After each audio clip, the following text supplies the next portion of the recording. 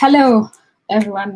Welcome back to the Four Direction. It has been quite a while from the live video, but I have been working in some projects that are concerning for the citizens, and also I have new shows that are coming up soon in partner with other NGO. Today, we are going to a different journey to the art. I have a special guest, a friend of mine. So when we talk about art in general, we talk about the expressing how we express our feeling as human being, and we interpret what is around us in the environment and the society. Yet, uh, if we talk about artists in the continent, there is still some challenges that artists are facing. Uh, Take to a consideration the society doesn't expect art to be as a formal career for most of the citizen, and also there is a lot of financial challenges, a lot of issues that the artists face in the continent. Most of the there is a lot of Africans artists also who have immigrated and traveled to other countries to seek for opportunity in career term, in different aspects to be part of the change in the social life. So I have my guest here with me. He's an artist, the founder of Tijay Mohammed Art. Welcome, Tijay. Hi, Mary. Welcome. Thank you for having me. And it's a bright day outside. It's a very great day. Cool. I like your studio, by the way. Oh, yeah. Thank you. Yeah, it has been quite a while since we met 2018, and Mhm. I remember that time when you draw the Aquaba lady. Where is the Aquaba now? What happened? It's a long-term project, so I'm still working on it now. I have the stills that I needed from her, and it would take a while, like we said earlier. I mean, previous years when we met, I was telling you and her that this project would take long to finish, and now she's married. I'm sure she's gonna have I think Congratulations. she has a kid now.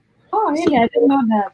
yeah, so it's gonna capture her before she got married, and yeah, so Oh, it's still in progress. Yeah, the idea, um, it's a wider project. It's a very big project that would take a long time to finish, so I don't have to rush it, and mm, she understands that too. okay. Yeah. I think that's important because when you talk about art, also you talk about a project of long-term project, not just Mhm. something you imagine and do it overnight, as you Yeah. she's Yeah. making now. Yeah. Yeah. Now, yeah, things are changing, and Okay, yeah. is it that art is hard this way? Um. Yeah, we could say it's hard for people who don't get it, but it's not hard because a lot of artists sees it as a lot of artists started art as a form of hobby. So in the process, they begin to enjoy it and don't see the hardship that comes with it. But yeah, on the other end, yeah, we could say it's hard also. Mm. Yeah. So I think you get inspired in your childhood to become an artist, and mostly you get inspired by your mom. And Hmm. that time, talk to me about your experience in childhood. So, Yeah, where yeah. in you are a Ghanaian by origin, and then you grew up in Kintapu and Nima, where you went to your school. Talk to me about the childhood experience that shaped your artist personality. Yeah. So whenever I talk about my childhood era in regards to when I started art, I would still acknowledge my neighbors and then my very good childhood friends, who is Zachary and then Sanuna. These were my two buddies that we were in a team together, but we had a lot of people, everybody in the free pipe area. We are like a lot of names, but in terms of the pair. A lot of times when you move around in the neighborhood, you move with a pair or you move with a group. So we were part of a bigger group, but my buddies were Sanuna and Zachary. Then I have Ali Blue, who is currently in Italy now, with his family. So the journey started from Kintampo. By age 5, I had moved to Accra. And then, yeah, so that makes Kintampo very important in my life. It played a very important role from breastfeeding to when, children start to identify things and realize colors and environment, and it builds their memory. So I have a very 5-year memory of Kintampo, but it's all full of love. And then by the time when I moved to Accra. I went to a boarding school, and then after the boarding school, since I was little until I finished, I was going to go back to another boarding school in order to fulfill my dream of becoming a civil engineer. Mhm. But in order to do that, you have to go back to another boarding school, which was where I wanted to go, but it didn't work. So I had to later divert to my childhood hobby. I didn't know art was a profession, but I saw it more of a passion and a hobby. And until when I was around Ganata College of Arts and Design, one hot afternoon, we were looking for scraps of aluminum and like recycles. We just went down to look for metals, recycle, like done in every slum in Africa, to go and sell it, like people looking for bottle. So that was how come I saw the trash, the garbage of Ganata College. And I saw, art colleges would have art full. I mean, they would have their garbages full of artworks, scraps and everything, and paints and cans. So Yeah. how does it work in the curriculum in Ghana specifically? Because there is some countries that they still don't work on it. Yeah, so for this school, it's a solely art school. So this is an art school. It's only art, English, and history.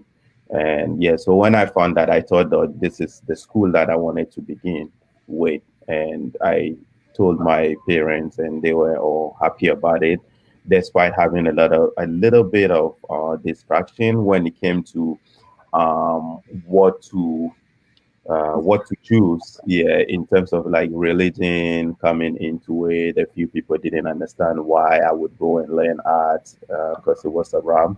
But by the support of another group of family members, and most especially my mom, with the kind words and motivation, I felt I had all the courage to go into it. So I had to enroll, and yeah, I just continue on. I've never knew any profession besides this.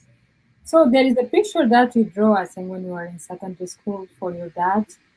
That hmm using white and black picture. Yeah, yeah. So it's a black and white. Yeah, it's a black and white portrait of my dad. What happened is after 4 months, getting to the end of the first semester, because I was very passionate about it, he is like, okay, you just draw this picture for me.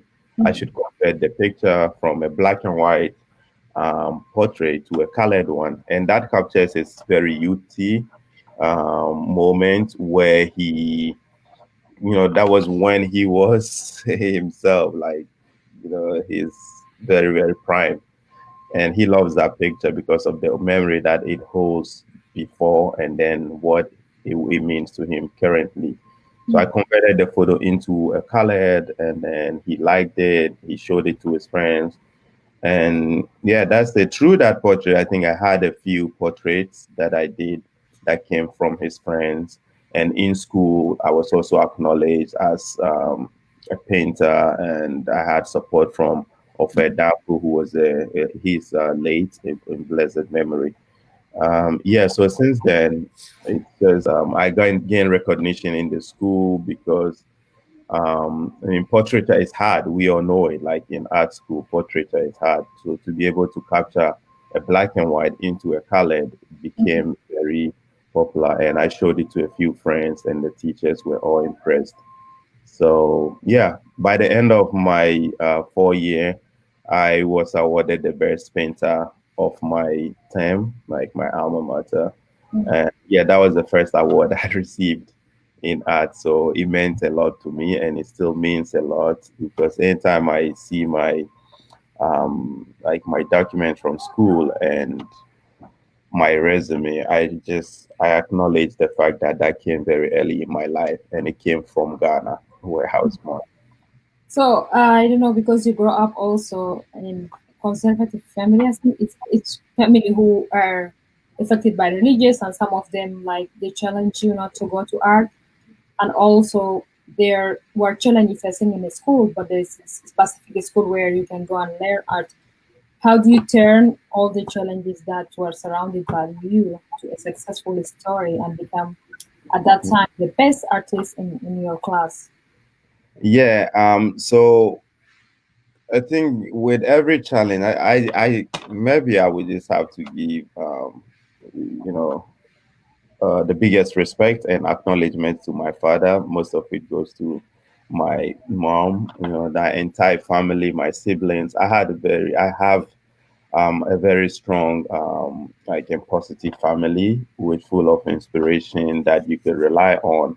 So my closest brother, cousin when growing up was Sharif Mohammed. So he was ahead of me with his friends, quality friends, more knowledgeable, and huge contacts, both local and foreign.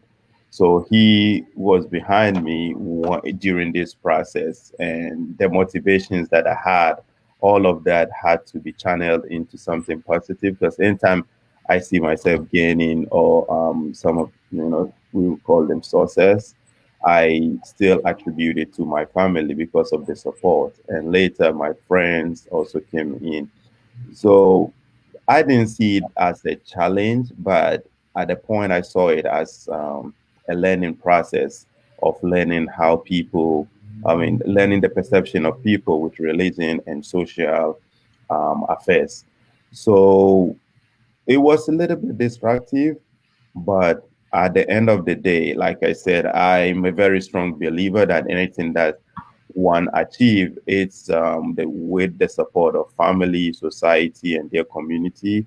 Most importantly, from God. So, being coming from a very spiritual background, a Muslim, um, we all know the struggles that the Prophet Muhammad sallallahu alaihi wasallam went through in becoming the most important person in on earth, and how his story from birth becomes a motivation.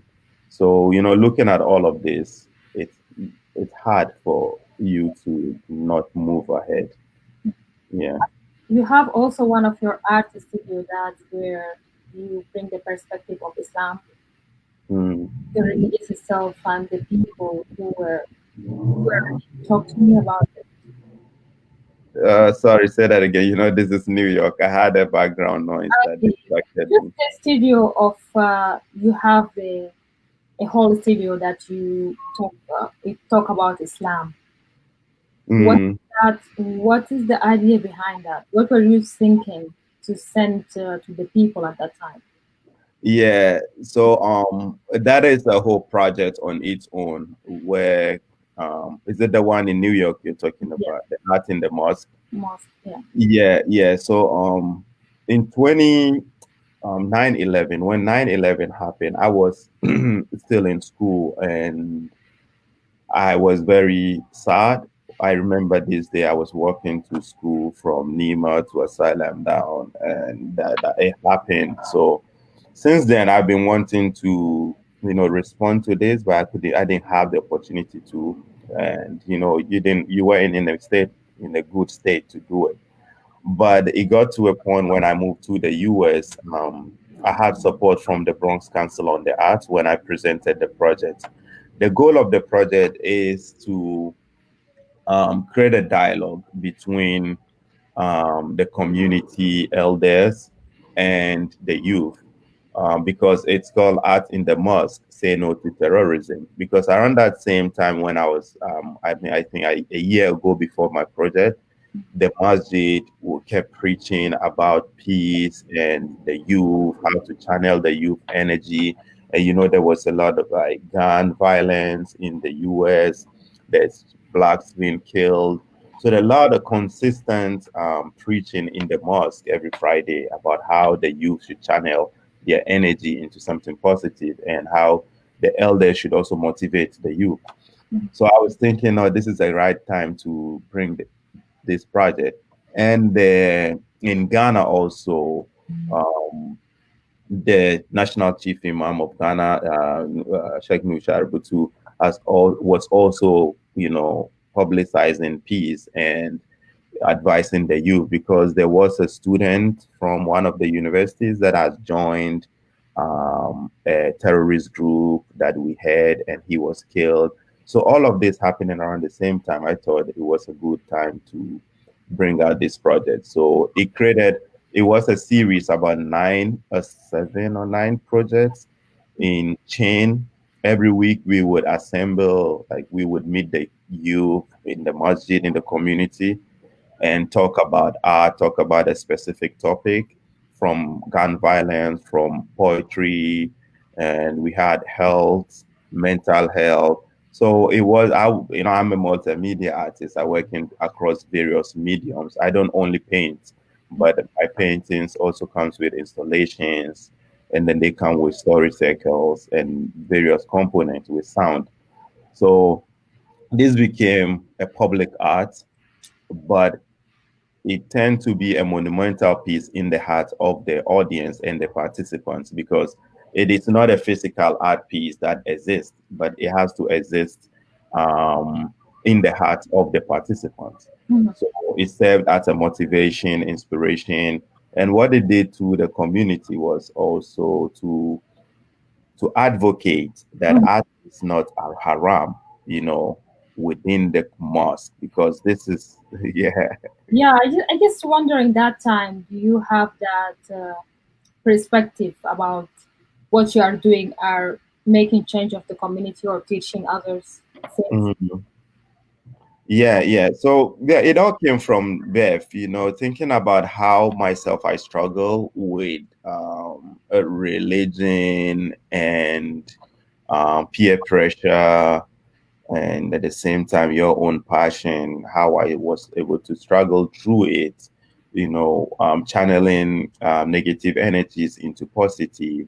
I felt there was something I also needed to do for the community. If I had this community support, of course, my art is also about the audience and the public and community.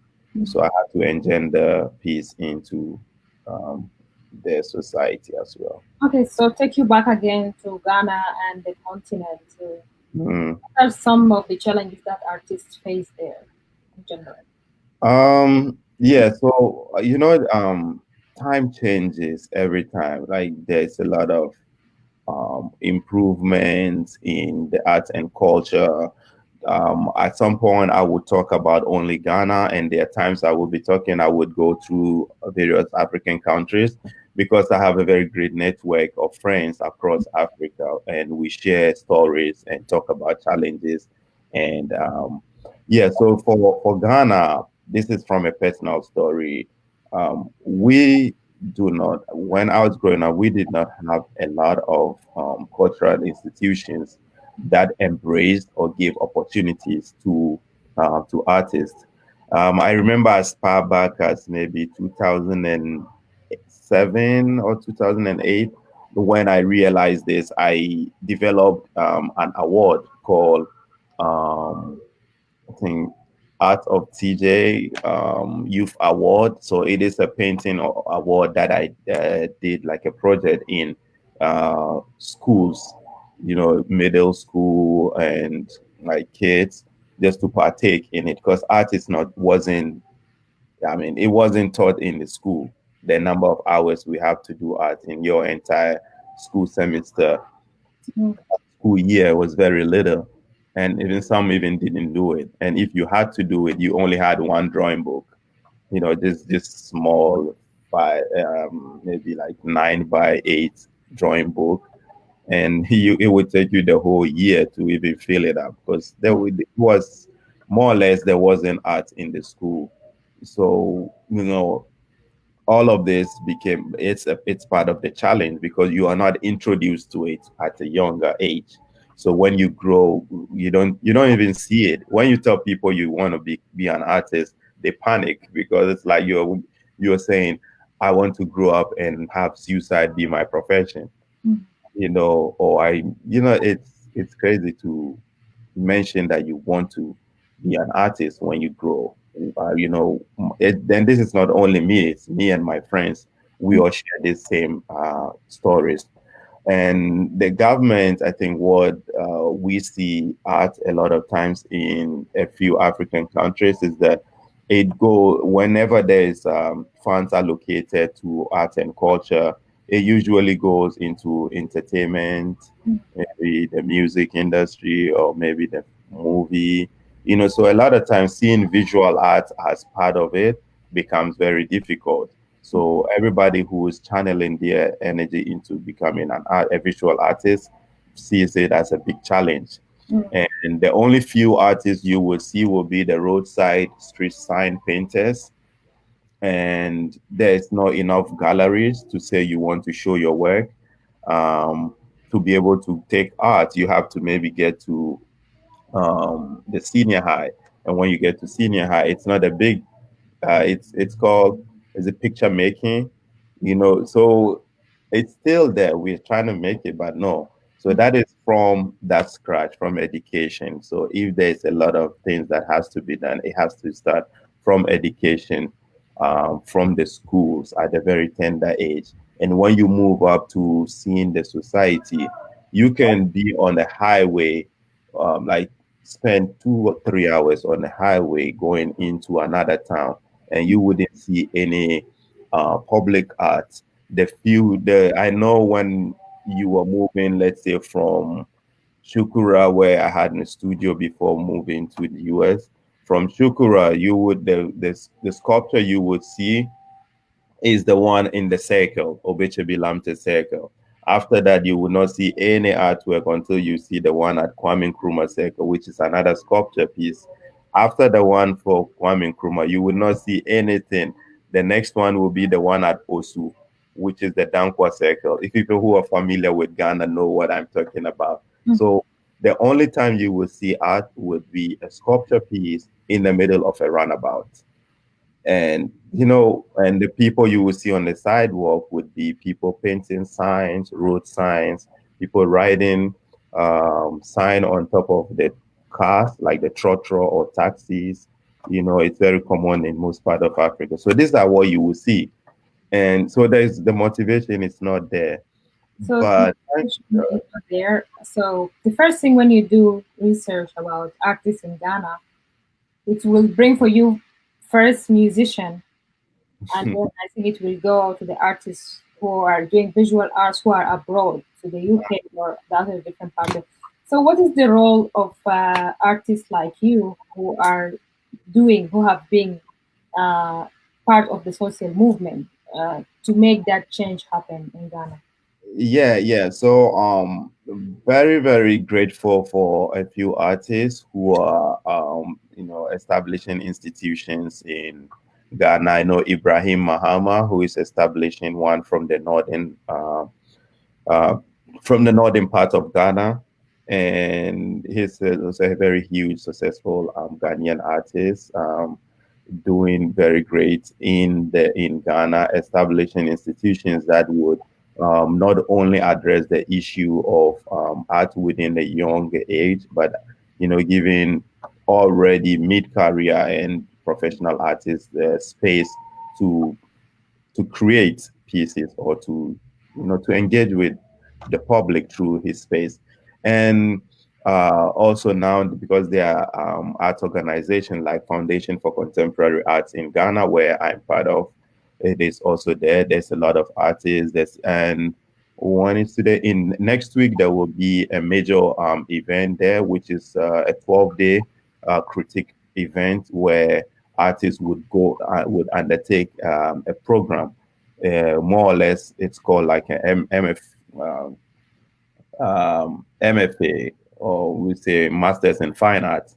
It's similar to that kind of program, but it's condensed into very few days where there is a lot of critique, there's a lot of readings, facilitators from all across around the world, mostly Ghanaians. And, so all of this is part of creating this change. My studio in Ghana is still active. I engage with people, my friends who travel back home to Ghana. I have my space for them to engage with the community. Still have my students, although I'm not in Ghana. I'm in huge contact with them. Very, very great communication with them in terms of what they want to do when they facing challenges, if they have trouble in understanding a piece, or I make myself available for them, regardless of how busy we are also on the other side of the world with time difference. So all of this is part of what we are doing. And sometimes you do not have to do a very huge and physical statement, but you start with a very low key one. That is what is happening. And I have another a dream that I'm working on. Honestly, I wouldn't disclose it now, but it's going to be an institution that I'm planning to do for arts in Ghana, and I'm still designing it. It's still in the designing process, and it's going to be a huge project that is going to address the arts in children, and this would be an establishment. And also, sometime when we think about art, we want to see ourselves selling huge pieces selling pieces for huge amount of money. But it's not only about that. Sometimes it comes with the social impact. So yes, you have to live on it, but there are a lot of components in art. Just coming out of art school, you have so many opportunities to branch into. So a few of us in Ghana, what we are all doing in this regard is helping. And yeah, there is a lot of stuff happening now in Ghana versus 10 years ago. So there is a huge development, although it's still narrow, but the opportunities is there. The only thing you need to do when you are entering into art or when you are doing art in Africa is to be devoted to your dream. Do not have a distracted dream, because choosing to be on the part of art itself is a whole religion, it's a whole identity that you are bringing to yourself. So you have to embrace it before others embrace what you are creating. So when we talk about artists who are in abroad, Ghanaian artists who are in the UK, who are in the US, who are in the continent, across the continent, what unites those people is spiritual. Is there is a kind of connection between them? Yeah, yeah, yeah. The ones that are scattered abroad all over. I know FCA Foundation for Contemporary Art Ghana has sometime it happens monthly or by monthly. We do like Zoom meetings where you see artists like Ram, who is in Austria. We have UK artists, everybody, Ghanaian artists, poets, painters, installation artists. Everybody would meet on Zoom, and we would just have a conversation about, yeah, the topic we want to talk about and stuff like that, just to share ideas, and then we move from there. The ones that I have access to call on the phone, we talk over the phone. There's Nina Kun, there's Musa Swala, there's Rufai. Yeah, so a few ones we talk. I mean, like Nina, somebody like Nina or Musa, we talk almost every week. Mm. And so there are times whenever we are working, I work mostly at night. So he's also a night owl. So we would just FaceTime while working and talking. When it depends on what we are making at that point, because sometimes you don't need to talk with anybody because you are in that zone of challenge between yourself and what you're creating. Mm. Yeah. So, what lastly, some of the work that you have done and was also reached the media, the liberation, okay, and then you have power, belonging, the futuring, featuring some of the art project that you have been Oh, working. so the project on my website. Yeah, Okay. the project in your website. So liberation, just about liberation, because you have this amazing media interview and you are part of a group who were in the street on the movement of Black Lives Matter or something. Mhm. I'm Mhm. just wondering here, did you get that motivation to become a social change person? Or Yeah, is that moment changing your motivation from art to another career? to activism. Yeah, so that is art and activism. I started working. So for a lot of people, for people who know me really well from the beginning in Ghana, in Nima, yeah, from 2003 when I first had my solo show to sometime around 2007, I my work was only paintings on a canvas. From 2007 to somewhere around 2010, 2011, it was different. I started working in mixed media, but by 2013, I had already started art and activism. So I feel you cannot be in this in our contemporary world and not think about your society. So I started entering into activism in 2013, like very strongly when because every artist is definitely an activist, but depending on how they channel it or what they do in terms of the medium, because there is a component of it in art. So I started by the Women's Project, which I started with my mom, which is celebration of women, and it's sort of like an advocate for celebrating women for their important role playing in society. Then here in the US, having to join the Black Lives Matter movement in doing the mural at Foley Square. Um, I was doing a residency at Materials for the Arts, and during this lockdown, honestly, I've been working between 16 to 20 hours a day, and it becomes part of me like an hobby. So in between work, I rest, but if I sit down to calculate how many work hours I have, yeah, it's a lot, and I don't see it frustrating because it's part of it. You are making the work, which is art, and there is a component of activism. This weekend, I would be speaking as part of in the Social Justice Summit in Milwaukee, which is part of the activism. Yeah, and so with all of that, I was invited to submit a design for Black Lives Matter movement, and I designed the word black. Sophia Dawson did lives, and Patrice Penn did matter. Um, so having to be part of it was an honor because I designed black, and I've been thinking about this in 2014, since 2014 when with the Ferguson shooting, there was another shooting, a shooting that happened in 2014. That was the first time I did the flag, the We the People Matter Most, and it was for a show called Shout Loud or something like that. So since then, I was very active in the US scene also. That was 1 year after I'd moved to New York. And I had friends who motivated me. I learned so fast with these friends about the history because in Ghana, with the little history we learn about our African American brothers and sisters abroad is up to when the slave ship left the dungeon or the coast.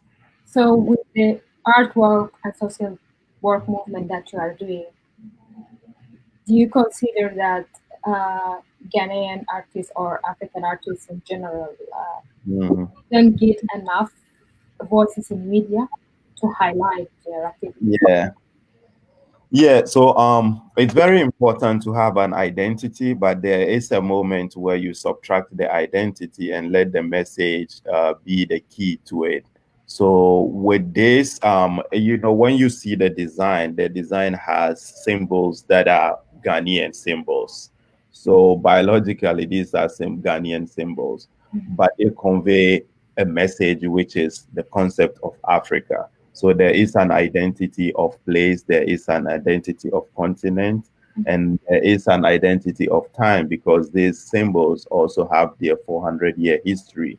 So there's the idea of the nostalgia of time and place for the African and African American communities. But again, Black Lives Matter movement, it's not just a movement of blacks in America.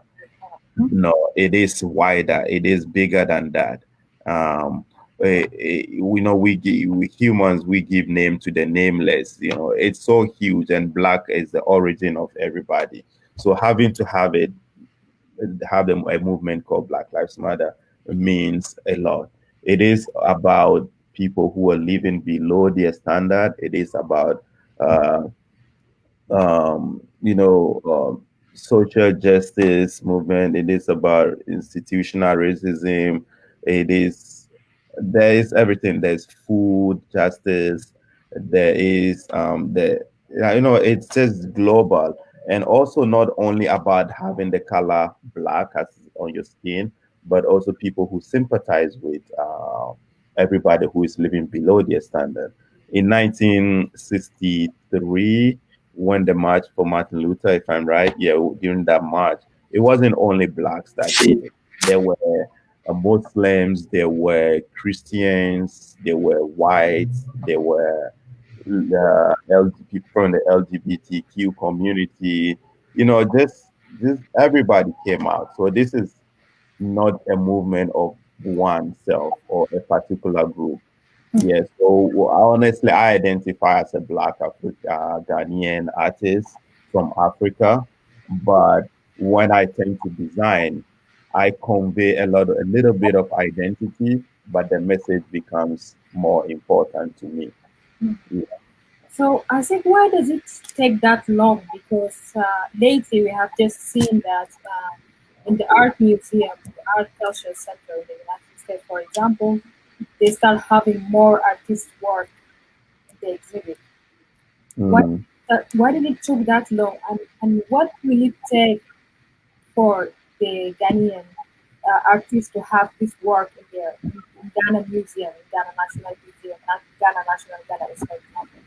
Okay, in Ghana, we I think now I don't know, but I had my first solo show at the Ghana National Museum immediately after school in 2003. And it wasn't something that just happened coincidentally, but I started working on that when I was in school, about uh, maybe second, when I was 2 years in the school. I started working on my final exhibition because I was just ready to get out and do what I wanted to do. And so by the time I finished school, it was difficult to do it. All the sponsors that I reached out failed. No company supported the show. And then I had to do another set of sponsorship to look for people to support. So that happened. So that is there. And then the museums in Ghana, honestly, are not, we don't have art museums. That is why I'm saying individual artists and individual organizations are supporting this work. But again, you do not rely on an institution to make your art wherever you are and find spaces to show it. There are so many spaces to show art. So that is one. It's very difficult to have the space infrastructure. There are a few galleries now. It's growing from 10 years ago. There it has been growing. The number of galleries and art spaces have been growing, but the whole environment is a space for you to engage, because there are so many forms of art that you can do, not just studio painting and waiting, or sculpture to and waiting for an institution to show it. When it comes to abroad, they have a lot of institutions with millions of dollars going into art and culture, despite it being little. So the opportunity is much greater. when it comes to abroad. Talk to me more about the opportunity that artists have here. For example, when if they're coming from Yeah. continent to the United States. Yeah. So first of all, you just have to know how deeply or how important your dream is to you. So having to have that, that is like 50% of it. But again, when you come into it, you should be thinking of it depends on how you come into it. If you come into the system through your art, that is different because you're already in the art society. If you come through an art organization, it's another art. If you come through the art schools or universities, that is also good because you're going in straight to the community. But if you should come through other means, by family, by whatever means aside of coming through abroad through an art organization, then you would have to make sure that you are on your dream because you cannot just start living with your art. Then you would have to look for other ways to support yourself and income. So during that process, you might be distracted with your art because your art would not be able to support you. Then you would have to get other jobs, other side jobs that would support you daily. If those other side jobs move you and support you so well that you tend to forget about your dream of becoming an artist, you just shift. But if you still have that dream and you are on it, despite anything that you do, you would get it. Because here, what another thing I always tell my student, I'm going to tell you what I tell my students whenever they're working either in Africa or when the ones that are here, and even when I'm teaching here in Brooklyn or I'm doing my um, residencies. This is the same thing I tell young artists. We just have to hold on to a dream. The dream is the most important. If you have the dream, there are artists. I know an artist in another state, here in Texas or somewhere, who's an artist, but because of finance, he cannot support himself. So he's a cab driver. So through the cab driving, now he makes a lot of money, and he feels, I mean, he cannot do art anymore because you get a lot of money from other jobs that you are doing. So gradually he fail. So now he's struggling to come back into the arts. So sometimes you find these challenges. So when you have your dream, there are opportunities to create, there are opportunities to study a lot. There's some sound coming from somewhere. I don't know where it's coming from. The like sound. So, you have to just consistently, and then another important thing you have to do as an artist coming abroad, do not rely only on your artworks. Rely again on your writing skills because there is a lot of projects that you would have to submit a proposal. You can make the finest art piece, but there is maybe if there is an opportunity in Houston, despite your beautiful artwork, they would need for you to describe the concept, the project, how is it relevant to the community. If it's a residency you want to get, if it's a studio, you will still need to write a project, a proposal. So you would have to know how to do all of this. So think about art, not just your studio brush or easel or chisel to the marble or to the canvas. Think about it in a way that it is a whole industry. Before you have people work for you who would be writing your proposals, who would be checking your emails constantly, who would update your website, do your marketing, being represented by galleries, you would have to personally know about all of this. That is why sometimes when artists travel from the continent to abroad, either Europe or America, they are being tricked by people who literally know more of the paperwork.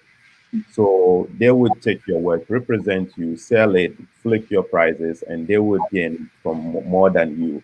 And so it's important that when you are becoming an artist, know that you do not have to only rely on your paintings or your just your craft. No, think about the theory aspect of it. It is hugely important. and think about how to teach other people, like the artists who know how to teach, and there are artists who don't know how to teach their profession.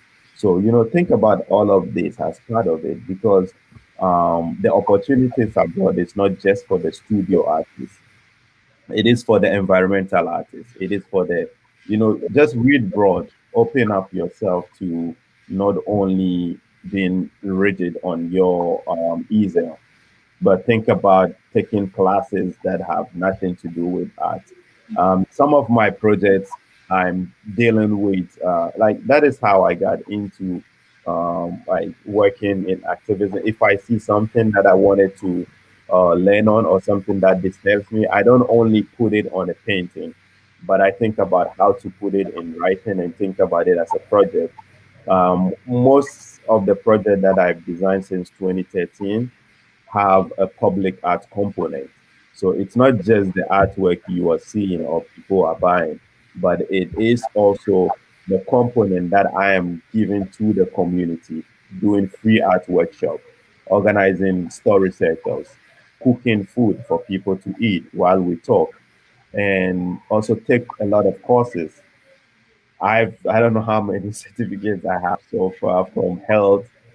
I've attended health workshops or programs, like a 6 months training in health sector. I did it in the hospital. I'm doing this because I wanted to know about mental health, because I don't know, maybe one day I would engage it in my work, and I want to be able to talk about it. I just this past January, I finished my Teaching Artists Institute, where I attended an institute for teaching artists in Staten Island. And I have that also down. And there's a lot of projects that I've done and that are unrelated if I had stayed only on my studio practice. And a lot of nominations that I've been nominated to design or submit proposals. I wouldn't have done that if I only relied on my studio work. And the installations that I do, sometimes some of them need safety. I need to have some kind of safety knowledge. So I would take classes in safety, or maybe I know I took a short class in plumbing. Mhm. It's not because I want to become a plumber. No, it's because I want to expand my arts. I don't know when I will use this, but it's a skill that might come into my work. So opportunities outside of Africa, it's not only for the studio artist or only for the painter. You have to be broad. Yeah. Okay, what's your materials for the artist? There is this material for the artist. Say something that saying this is the name of the project that you have worked with, the metro card, the beads, the t-shirts, all these things you combine them together. Yeah. How did Yeah. that work in that small like space? Yeah. So the materials for the art warehouse is an institution. The materials for the art is an institution where recycles or reuses happens. There is a lot of people, and I'm one of like the people who like just to collect a lot of recycling stuff, but they end up in the trash or end up useless. You don't use it. Yeah. So when I'm also one of those junkies. I collect a lot of stuff, but and sometimes these stuffs tend to communicate to you what you want to do. I mean, what it wanted you to do with it. So there are times where you collect the object and the object speaks to you. There are times you have the idea and you look for the object. So materials for that during my residency, it's a warehouse with tons. So it's like an Amazon forest for reuse materials. But the Metro cards, I'd started collecting the Metro cards from 2013 when I first came to the US. And just yesterday, I met my brother to collect more Metro cards, because people just still donate to me Metro cards. So I collected from the street. Just that from March, I have been slow because of COVID. um, I've collected close to 4,000 or more than 4,000 Metro cards across New York. And the installation is to address the issue of time and place and nostalgia of the African and African American experience that we face. It's entitled See Something, Say Something, and See Something, Say Something deals with whatever we see and we say. It's borrowed from the MTA slogan or a popular announcement from MTA. But again, I'm questioning the idea of when you see something and say, do people listen? Activists are doing great job everywhere talking about the environment, social change, women, mothers, children. Do these authorities listen when we say it? And the Metro Cards, it's a collection of the history of people, like Ellen actually put it, material DNA. How many people have touched this card? How many places have this card transported people to? How many people have gone to jail because of the Metro card? How many people have missed the moment of seeing their wives deliver their baby due to the Metro card? Either they miss a swipe or they miss the train. So these are all histories of people collected in the installation. And there is a net which traps, sort of, it's like a trap holding all this Metro card. Are we trapped in this city? There is also police brutalities around the train, all of this. And all of this, when I started collecting it, I wasn't thinking about it that way. I started thinking about it just for the love of collecting objects and materials. But the more I discuss it with people and the more I reflect upon it, I see what I'm doing. And all that I've been saying about this project, See Something, Say Something, are comments that came from the audience. When I started the project in Materials for that, I refused to explain it. And then I gave the audience the opportunity to talk about it. What are you seeing? What are you saying? So whatever people were saying is what I'm telling you now.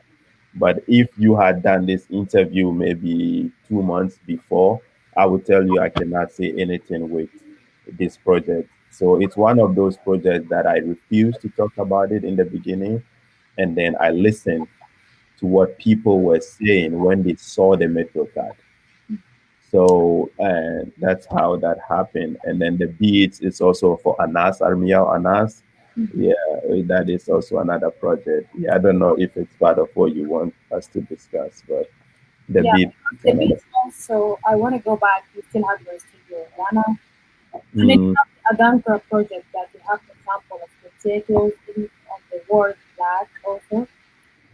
Just you still using the kinte in the mm, pattern. I think there is also a connection between how you match the kinte and the beats. And there is some people who are not an art, who are not into art. They don't know how to paint, they don't know how to draw, but they have the ability, for example, to match colors together, wear clothes. So mm. how does that work? Yeah, so sometime in my project, I'm not thinking about the color patterns. So there, most of the time, I start thinking about the concept. So through the concept, I begin to think about the shapes and how to arrange it to balance to make the statement that I want to convey. And then little, in very few times, I would think about the aesthetic beauty. So when I start to think about the aesthetic beauty, then that is when I'm thinking about how to arrange it to make a beautiful object. Then, when people are drawn to this beautiful object, it would make the statement. So sometimes it's the other way around. It's either the concept comes in first or the aesthetic beauty comes in. Comes first. And when this happens, I'm looking at these patterns in terms of how to arrange. And in the women's project, it is inspired by the way you women dress, so there is a lot of reference on how women wear it or how women are portrayed or how men portray themselves. So it starts from there. And then there are times it's not about that. There are times I'm talking about the meaning, the aesthetic meanings behind it.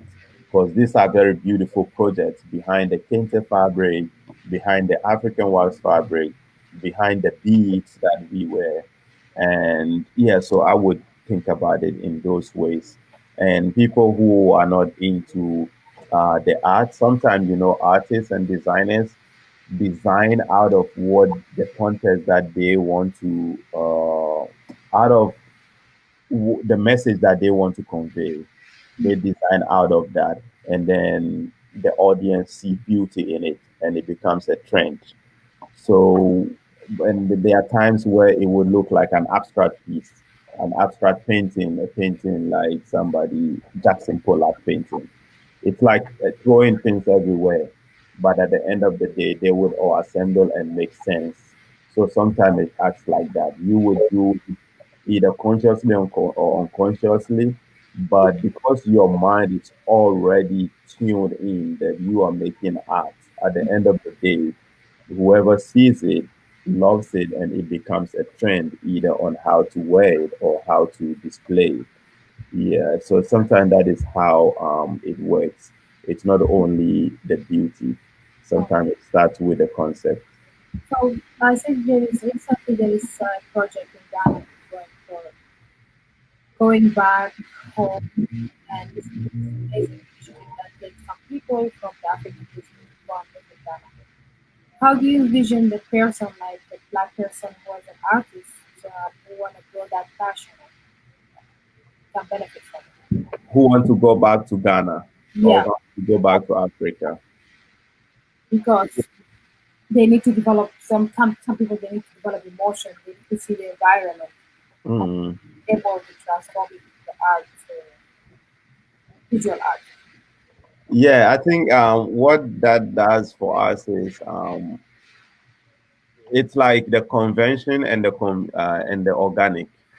So Africa is mostly seen as the organic, and the West is seen as just the normal conventional food stuff. So when you want to rather connect to the organic self of you or the real self, then that is where you are looking into Africa, which is the roots of everything. So artists who are making work in that line, or we that are motivating people to go back to Africa through our projects, like that other project called Welcome Home. It's inspired by all of these artifacts that were taken outside of Africa through stolen or looting from by France and other countries, and putting them back into the settings of the African with the background of the African wax, which are still from my other installation. So all of that it serves as a motivation, and through these story circles and meeting people, we have had people who have visited Africa more than once and now are thinking about moving back to Africa. So the idea is they are moving to either connect with their own self, or they are moving back to their own identity, which is the identity of freedom and identity of joy and liberation and emancipation. So all of this happening is you're just linking everything to your own self. Yeah, and this becomes a journey of life. So when on that journey, some people take back their talent, some people take back their wealth, some people take back their family, their principles, their ideas, and these are all developing Africa slowly. So whenever you ask me why did I left Africa, I don't know if that is a question that will come later, but I've had that question a lot of times. Why did you left Africa for America? Yeah, I left Africa for America because I want to go back to Africa. Mm. I travel around. I left Ghana to Nigeria. I was in Abuja for 6 months. I went back. I traveled to various countries around Africa, going back to Ghana. So this is a tour of discovery. And also, being an artist, you do not have to sit down at one place. You have to move around. Like in Islam, they say you could travel, seek knowledge even in China. So and when that was said, China was very far from the world. So it's just a metaphor. that you can go very far to seek knowledge. You don't have to sit at one place to do it. And if you think about it, 400 years ago or over 400 years ago, we were taken out of Africa by force. We were in chains. So now that we have the opportunity to travel and move around, we should do it. We shouldn't be arrogant and saying, no, there's everything in Africa. No, we did not go to the white. We didn't started going outside of Africa. But when Europe and America was collapsing, that was where they saw Africa. So 400 years ago, everybody was going to Africa to seek for answers of how to build their economies. So now that we Africans, the sons and daughters of Africa, have the opportunity to move around, we shouldn't sit down at only one place. Before 2010, I didn't want to travel outside of Africa. I just enjoyed moving around Africa. But it got to a point I'm like, no, if I have the means to travel around, I should do it. Because you travel, you see stuff, you learn stuff, but the goal is to go back to Africa.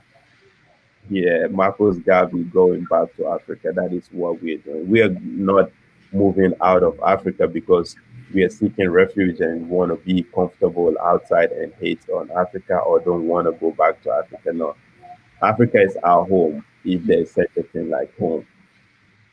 My yeah. From the point, I think you have a lot also followers. You sell your artwork and you move, and you saw a lot of people who are Mm, TJ. You're a fan of TJ, and you have a dream of going back to Africa and take mm. your artwork there. But I just want to ask the last question: if you will also one day get that inspiration to quit art and go back to engineering and become an engineer.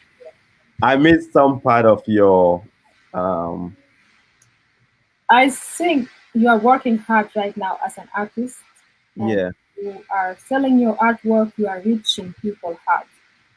Will you one day you will go back to Africa as you mentioned? Will you Yeah. get inspiration of quitting art, like leaving the art and go back to study engineering and become an engineer? Is No, no. it No, when I was growing up, that is how I saw it. I saw it as two different professions. But now that I'm into it, I think they're all really interrelated. So doing this art, I believe it's part of it because there is a component um, of of civil engineering in art. So I'm now building myself to that level.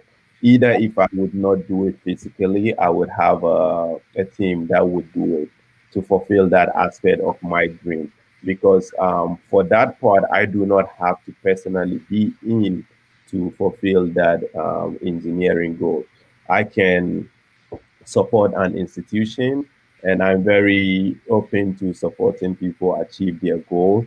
So if I'm able to motivate somebody to be this professional civil engineer, I think I would see myself doing it.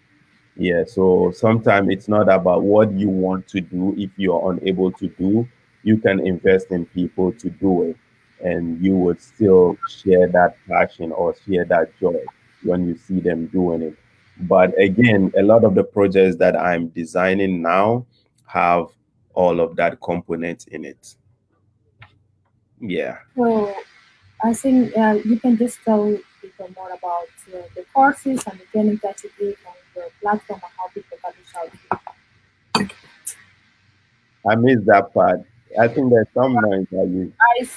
I'm just talking about the courses and the training that you offer for artists Mhm. and your platform and how people can reach out to you. Yeah. Or how people can reach out to me. Yeah. Oh yeah, through my social media, through you, and Art of TJ is my website, artoftj.com, or the name on the screen. If you just Google Art of TJ, Tijay. Same thing on Instagram, same everywhere, and on my website if you want to see. Now it's designed such that you could see the columns. There's one that says teaching artist. There's one that says press painting, so it's easy. And yeah, I have other people representing me on other on some of my stuff. So when you reach out to me, there's certain things I would direct you to whoever is managing that aspect. But I'm available 247 for speaking engagements, supporting free art classes for communities that really need it. Yeah. And yeah. Okay, thank you, TJ. All right. You're welcome, Mary. Thank you so much for having me. And yeah. Thank you, everyone, for joining the show today. The topic of the show was how opportunities that have abroad. My guest was Tijay Mohammed. He is the founder of Art with DJ. I would like to thank all of you who joined